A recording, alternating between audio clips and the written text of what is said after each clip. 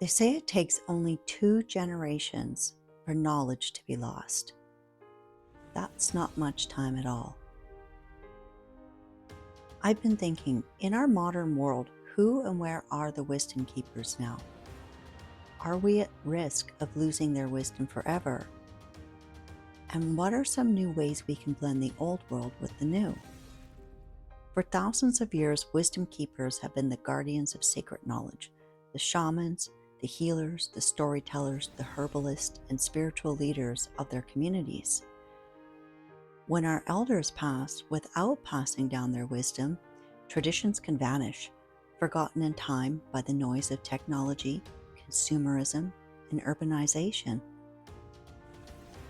Our ancestors lived in harmony at one time with nature, understanding the cycles of the earth, the healing power of plants, and the importance of traditions and ceremony.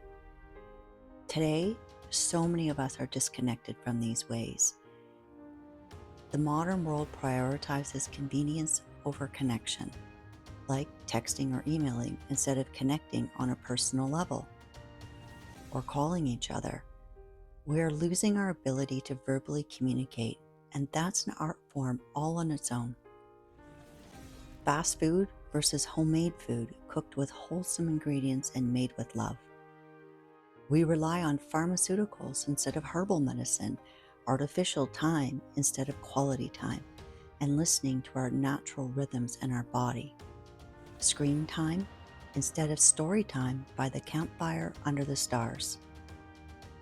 As we drift further from our ancient ways, an important question arises. Who and how will we teach the next generations? If we do not protect and pass down this knowledge, who will carry it forward? The good news, we can still preserve this wisdom. We can listen to the stories of our elders that are left, document their teachings, practice the herbal medicines, and reconnect with nature and honor the ancient ceremonies or familiar traditions, or even create new traditions. It's about connecting with each other, spending time forming healthy social networks, and pausing in gratitude. This is what children need for proper social skills and healthy brain and neurological functions. Plus, they're little sponges and learn by watching their surroundings. Some of the most important life lessons I've learned were just by observing the adults as a child. On a personal note, now that I am a grandmother, I've been thinking about this a lot. I am some of the last generations that didn't have technology as part of my daily life. Nature was my playground. I lived very remote, off the land in my childhood, and I'm very grateful to have been blessed with that.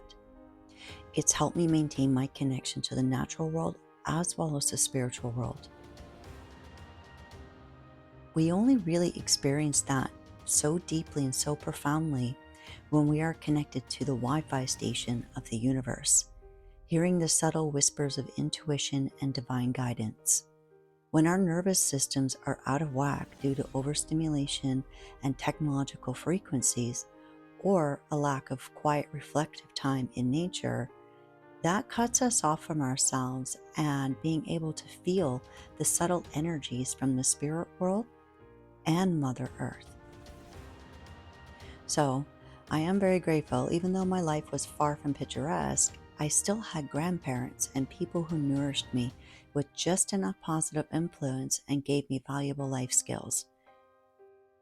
Like my grandmother, she taught me natural remedies, how to cook, sew, and old quilting techniques.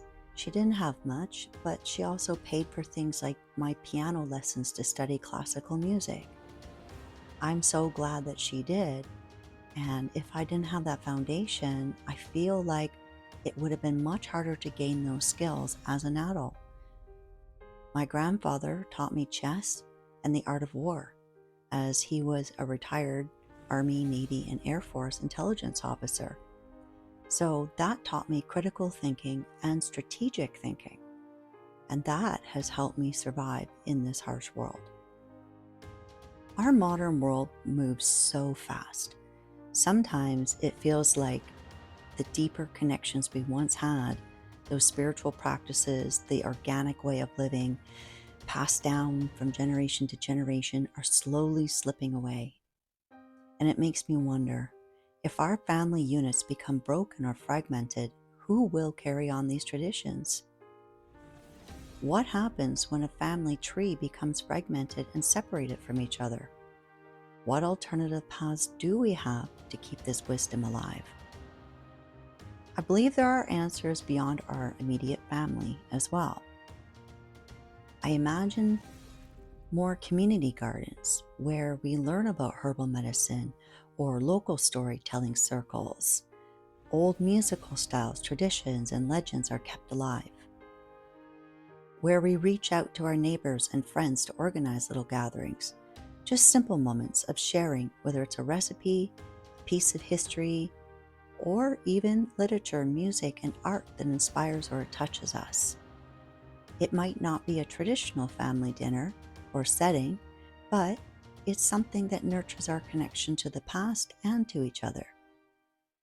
We can also look into modern solutions like recording our elders' memories by using online groups to share stories, antidotes, and old remedies, to hearing their struggles and how they overcame them. That can save us and our future generations a lot of headache, time, and tough lessons, if we choose to listen to their wisdom, of course. Whether it's through in-person community or finding creative ways that technologically can work for us, to simply just taking some time to sit together and share our stories, there's always a way.